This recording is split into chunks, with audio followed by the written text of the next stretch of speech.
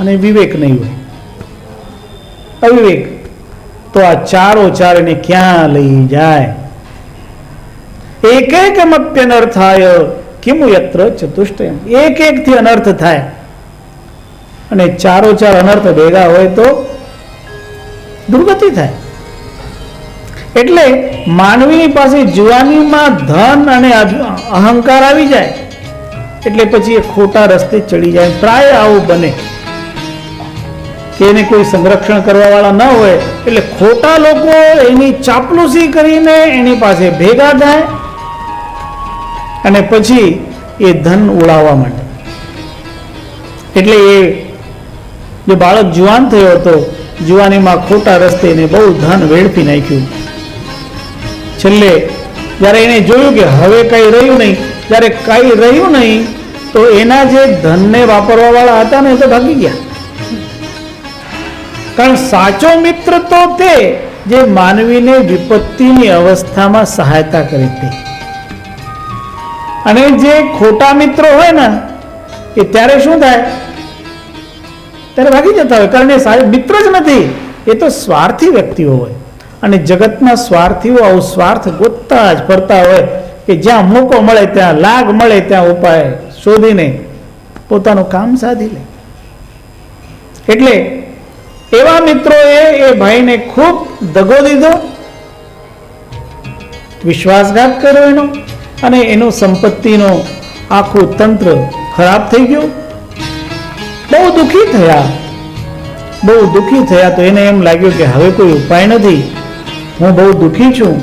એટલે એને યાદ આવ્યું કે પિતાશ્રીએ મારા ગળામાં એક તાવીજ પહેરાવેલો છે અને તાવીજ મને ખોલવાનું કહેલું કે મારા ઉપર બહુ સંકટ આવે ત્યારે મારે તાવીજ ખોલવાનું. અને હવે કે મારા ઉપર બહુ મોટું સંકટ છે એટલે હું આ તાવીજ ખોલું. તો એ તાવીજની અંદર એક ચિઠ્ઠી લખેલી. એ ચિઠ્ઠીમાં લખેલું હતું કે હે પુત્ર, મેં તારા માટે શિવજીના મંદિરના શિખરમાં કાર્તિક સુદ ત્રયોદશીના દિવસે ધન મૂકેલું છે, એ ત્યાંથી મેળવી લેજે. મંદિરના શિખરમાં કાર્તિક સુદ ત્રયોદશીના દિવસે ધન મૂકેલું છે. તો એને કાર્તિક સુદ ત્રયોદશી વિચાર કરવા માટે કે મંદિરના શિખરમાં મૂકેલું હોય તો કાર્તિક સુદ ત્રયોદશીની શું જરૂર? હમણાં જ કાઢી લો, મંદિરના શિખરમાં જ છે ને. એટલે એને શું કર્યું? એને શિખર તોડ્યું તો એ શિખરમાં તો કઈ નહોતું. અરે રે, એ ગુરુ બાપાએ આ શું લખી દીધું? એ શિખરમાં ધન છે ને મેં તોડ્યું તો એમાંથી એક કોડી નહીં મળી. એટલે બહુ દુઃખી થયા કે મારા બાપાએ મને છેતરી લીધા. ખોટો મારા ગળામાં આટલા વખત સુધી આ તાવીજ સાચવીને પડ્યો હતો અને એમાં તો કઈ મળ્યું નહીં. થોડો સમય થયો એટલામાં એ જે ગુરુદેવ હતા એ સંત ત્યાં આવ્યા અને એમને ખબર કે મારા ભક્તનો પુત્ર અહીં રહે છે, એમ તો એની હાલત ખરાબ છે, છતાં ચાલો એને મળીએ. એ ત્યાં એમને મળવા માટે ગુરુદેવ આવ્યા. ત્યારે એને ગુરુજીને પછી વાત કરી, ગુરુજી, મારા બાપાએ મારા ગળામાં તાવીજ મૂકેલો ને તાવીજમાં આવું મને જોવા મળ્યું. એમાં લખેલું છે કે કાર્તિક સુદ ત્રયોદશીના દિવસે શિવજીના મંદિરમાં મેં ધન મૂકેલું છે, ત્યાંથી તું લઈ લેજે. મેં તો ગુરુજી એ શિખર તોડ્યું, એમાં તો કઈ મળ્યું નહીં. ત્યારે ગુરુજીએ કહ્યું, મને લાવો ચિઠ્ઠી લાવો. એ ચિઠ્ઠીમાં લખેલું કાર્તિક સુદ ત્રયોદશીના દિવસે મંદિરના શિખરમાં ધન મૂકેલું છે. તો ગુરુજીએ કહ્યું કે ભાઈ, કાર્તિક સુદ ત્રયોદશીના દિવસે ધન મૂકેલું છે એમ કહેલું છે, તો તું ધન લેવા ગયો? કે હા ગુરુજી, કારણ કાર્તિક સુદ ત્રયોદશી મૂકેલું હોય કે ચતુર્દશી ને કે માઘમાં મૂકેલું તો છે ને, તો હું કાઢી લઉં. એ દ્રષ્ટિથી મેં શિખર તોડ્યું પણ એમાં કઈ મળ્યું નહીં. ત્યારે ગુરુજીએ કહ્યું કે ભલે ધન છે તારું. ગુરુજીએ સમજાવ્યું એને કે તારા પિતાએ તારા સાથે કોઈ છેતરામણી નથી કરી, તારા માટે મૂકેલું જ છે, પણ હવે તારે કાર્તિક સુદ ત્રયોદશીની રાહ જોવી પડે અને એની વચ્ચે જે શિખર જેવું હતું એવું તારે બંધાવવું પડે.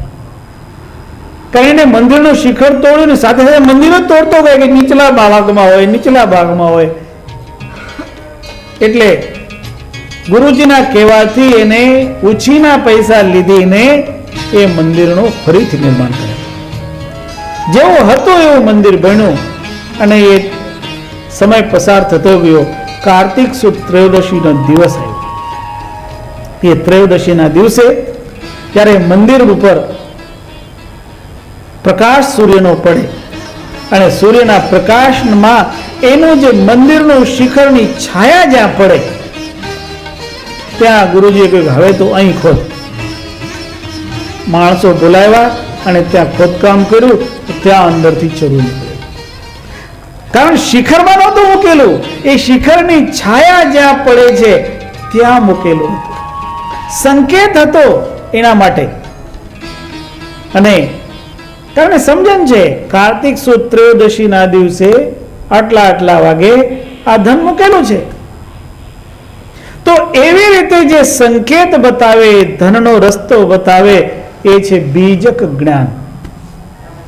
बीजक कहिए साख धन, धन का कहो संदेश, आत्म धन जी ठौर है वचन कबीर उपदेश.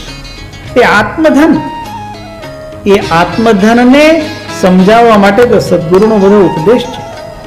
અને એ આત્મજ્ઞાન મેળવવા માટે જ માનવીના બધા પ્રયત્નો હોવા જોઈએ. એટલે સદગુરુ કહે કે તમે એ નામનું મહત્વ સમજો, એ જે જ્ઞાન છે એનું મહત્વ સમજો. અને જ્યારે એ જ્ઞાન અને નામ આપણે સમજીએ તો કાલના જાલમાંથી પણ આપણને મુક્ત કરે. કાલ કાલ સબ કોઈ કહે, કાલ ન ચીને કોઈ, જેતી મન કી કલ્પના કાલ કહાવે સો.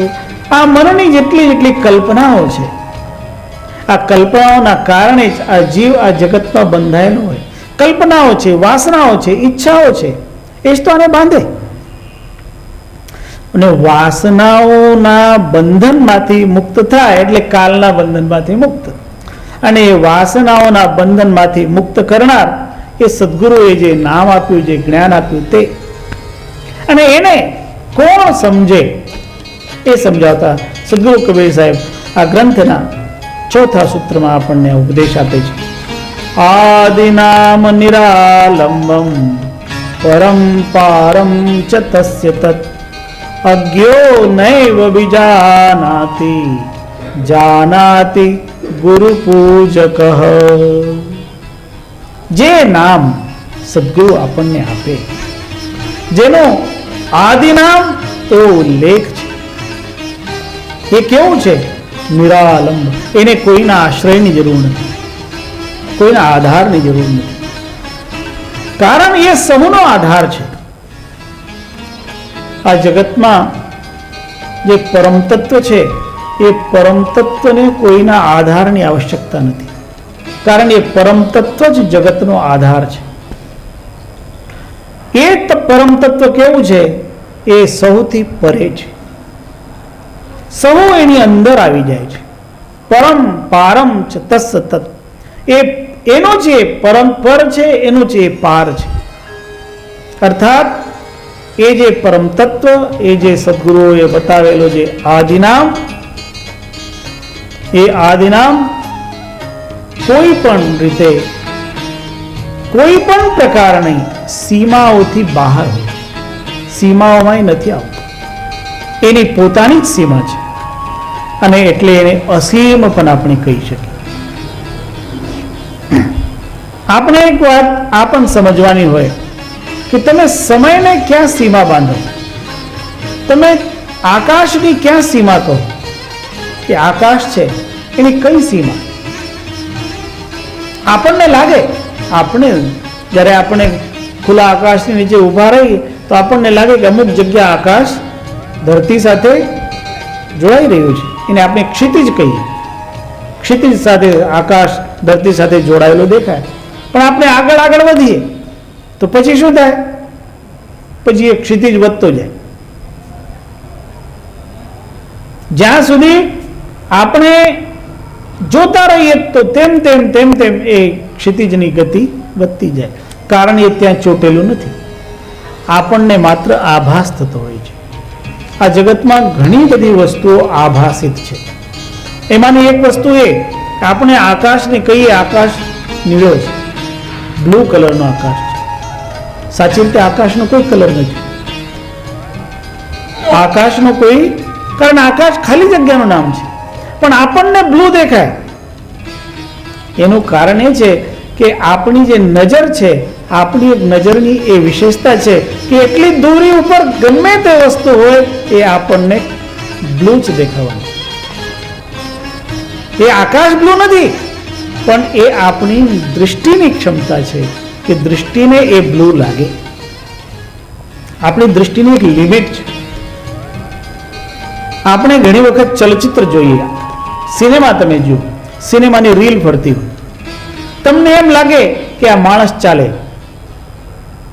તમે ટીવી ઉપર જોતા હોય તો એમ લાગે કે આ તો બિલકુલ સળંગ ચાલતો હોય.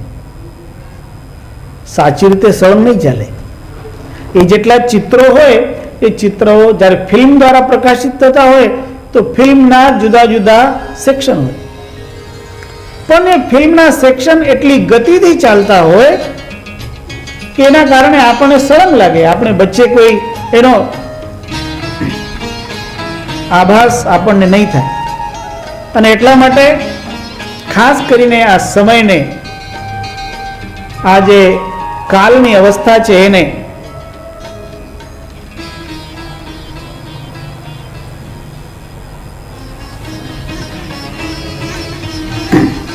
આપણને સમજવાનું છે કે આ સીમાંકન નથી, એ અસીમ છે. અને સાથે સાથે જ્યારે આપણે સદગુરુના નામની, સદગુરુના જ્ઞાનની વાત કરીએ તો એ પોતાના સ્વરૂપથી જ એટલું વ્યાપક હોય કે એના માટે કોઈ સીમા છે જ નહીં. એટલે કહ્યું એ પોતાનો આધાર પોતે છે અને સૌનો આધાર પણ એ જ છે. સદગુરુ એવી રીતે બધાના આધાર બની જાય. સદગુરુનું નામ પણ આ જીવાત્માનો આધાર બની જાય. એટલે ખાસ કરીને આપણને સદગુરુએ જે બતાવેલું નામ છે એ નામની વિસ્મૃતિ ક્ષણભર પણ થવી જોઈએ નહીં. નિરંતર એનું સ્મરણ ચાલતું રહેવું જોઈએ. અને સ્મરણથી આપણે એ સદગુરુ સાથે જોડાયેલા હોવા જોઈએ. કબીર સાહેબે એને આપણને એવી રીતે સમજાવ્યું છે. ગુરુ તો કહે કાશીમાં રહે, શિષ્ય સમુદ્રની નજીક રહે. સમુદ્રની નજીક રહેતા શિષ્ય અને કાશીમાં રહેતા ગુરુ એ બે કઈ એક સાથે જ જોડાયેલા હોય, એક તંતુથી જોડાયેલા, જુદા નથી. અને તંતુ કયું તો કે સ્મૃતિનું તંતુ જોડાયેલું. ગુરુ વસે બનારસી, શિષ્ય સમુદ્ર તીર, વિસરાય વિસરે નહીં. કારણ વિસ્મૃતિ નથી, સ્મૃતિનું તંતુ જોડાયેલું છે. જો ગુણ હોય શરીર, એ શરીર ભલે જુદી જુદી જગ્યાઓ છે, પણ જે સ્મૃતિના તંતુથી બે પરસ્પર જોડાયેલા હોય એટલે એ